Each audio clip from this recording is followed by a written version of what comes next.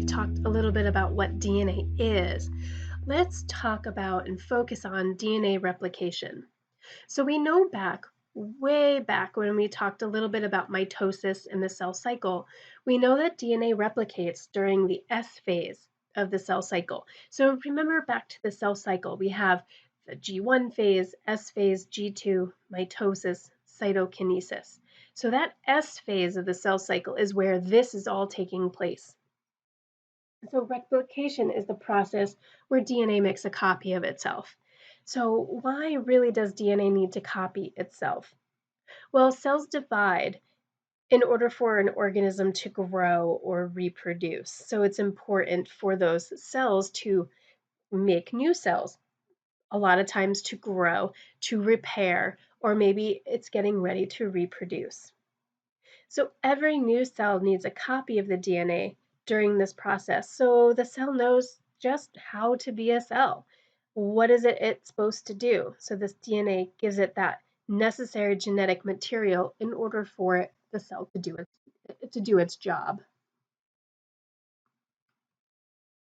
So DNA replication is semi-conservative.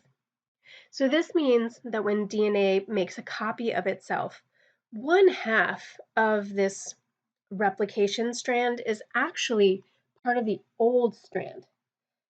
This is to reduce the number of copy errors that we have.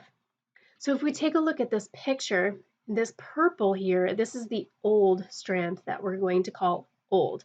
So an enzyme, and we'll talk about that in the next slide, an enzyme will come in here and will actually break it apart. So it breaks this double helix apart, or unzips it, if you will. And then new bases are going to be added to the old strand, which are here represented in green. They're going to be added to the old strand. And so now we're going to have two strands. So in essence, it's not the entire strand, like both strands are, yes, both strands are replicating, but it's semi-conservative because we have still a copy of the old strand. The new copy has actually been created off of the old strand. So that's important to know that DNA replication is semi-conservative.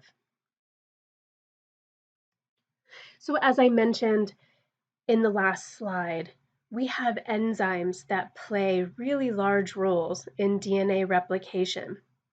One of those is called helicase, and helicase will unzip that double helix by breaking those hydrogen bonds between the bases. So I'm going to flip back real quick. So helicase is an enzyme that will come in to the strand to unzip it. So imagine unzipping a zipper, and that's exactly what helicase does. The DNA that is now unwound acts as the template for a new DNA strand. So remember, it's semi-conservative. We have the old strands acting as that template for new bases to come in. Now, DNA polymerase is that enzyme that will allow the nucleotides to come back and kind of form up against the template of the old strand. So those complementary DNA bases will create the new strand of DNA. DNA polymerase also will proofread for errors. So as it goes and it will attach those bases together, kind of almost recreating that hydrogen bond that helicase broke, it proofreads it to make sure that the proper bases came together. So A and T comes together, C and G comes together, because they could create mutations in the DNA, and that's not necessarily a good thing. It's not a maybe it's not a bad thing, but we want it to be, or the DNA polymerase wants it to be as perfect as possible because we are replicating it, not creating new, we're just replicating what's there.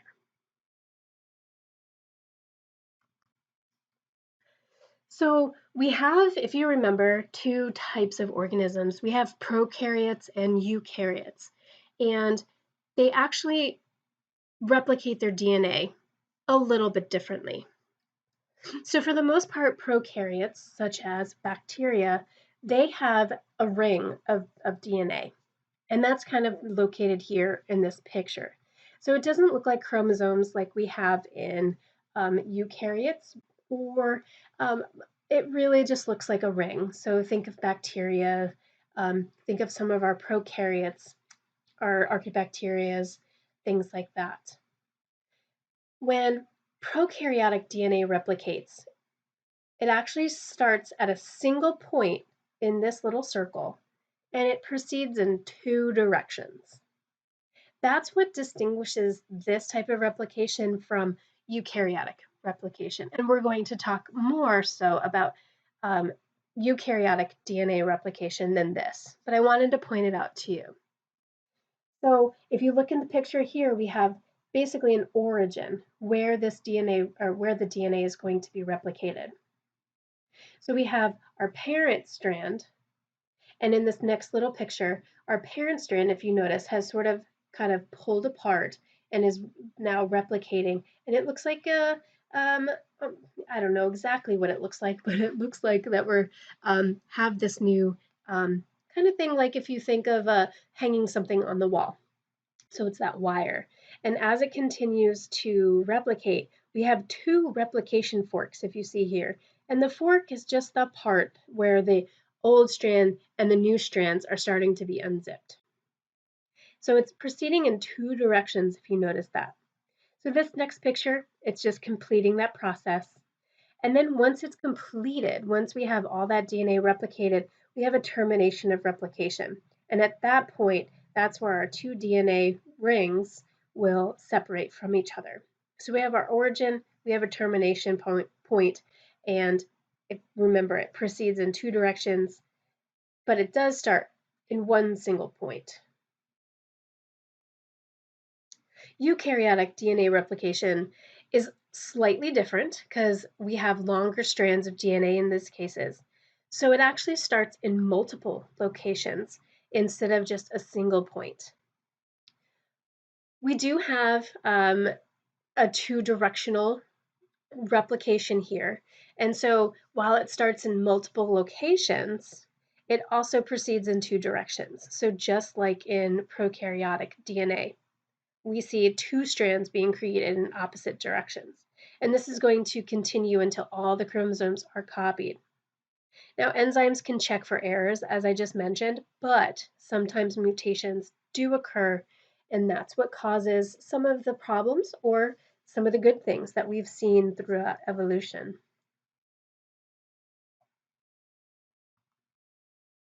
Now, moving forward, we have this replication happening. DNA replicates, but we really need the DNA in order to create proteins because the proteins are going to drive what our bodies do. So DNA acts as the instructions for it. The proteins are the workers. They're the ones that actually tell things, all right, this is what it is that you have to do. So proteins are important to the structures of cells and participate in almost everything we do. So for example, the enzymes we just talked about in DNA replication, those are proteins. So without proteins, we won't have those enzymes, and then our DNA will not be able to replicate. Now the problem that we have right now is that the language of DNA and the language of proteins is different.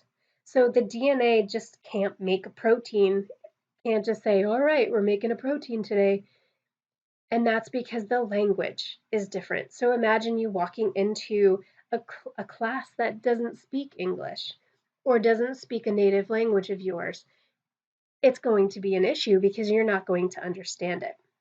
So if you think of this in terms of language, DNA has a language that looks like this: A, C, G, C, A, A. These are our nitrogenous bases. Proteins, on the other hand, has a language that looks like this, and these are short for different types of proteins.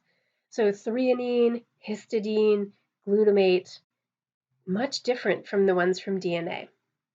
So in order for DNA to be coded into proteins, we have a whole range of processes that happen. This is where we're going to need a translator. So in order for DNA to speak protein, we're going to need a translator. And that translator is RNA. So now we have DNA needing to turn to proteins.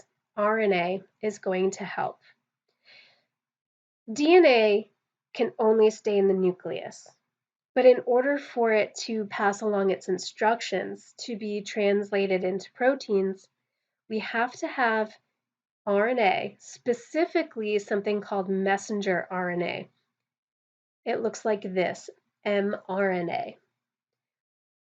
DNA needs mRNA in order to help translate it into, I should say transcribe it. No, I'm sorry, translate it into proteins. Now, if you remember from earlier, I mentioned RNA. It's very similar to DNA, except RNA is ribonucleic acid. So let's talk a little bit about RNA before we move forward. So RNA is similar to DNA, except it has one strand instead of two strands. So we say that DNA is double helix. RNA is only a single strand. Instead of thymine, RNA uses uracil. So your apple to a tree in DNA will actually be A to U in RNA. And instead of deoxyribose sugar, it only has ribose sugar. And so really the difference in that sugar is there's an extra oxygen in ribose. You can tell by deoxy, like it's basically taking away an oxygen. So ribose has an extra oxygen to it. So these are really the three ways that RNA is different from DNA. So mRNA has the job of taking that message from DNA in the nucleus to the site where proteins are made, and that is the ribosomes. So there's two processes that happen. Once we have replicated DNA, and we need to make them into proteins. So we have transcription and we have translation. Transcription is where RNA is made from DNA. So the process looks very similar to DNA replication, except in this case, RNA is made. That's where something is transcribed, or basically transcription happens. Translation is where the proteins are made from that messenger, or the messenger, the mRNA, or basically the message from that RNA strand. So in your notes, you definitely should make sure you write this down on that little graphic. We have DNA needing to be transcribed into mRNA. So that process between DNA to mRNA is transcription. mRNA then is able to translate the message so it can speak protein, basically. So mRNA goes through translation in order to make proteins. Now, I know this might sound a little confusing at the moment, but I go into this in more detail in the upcoming videos, and of course, we will do some more practice in class.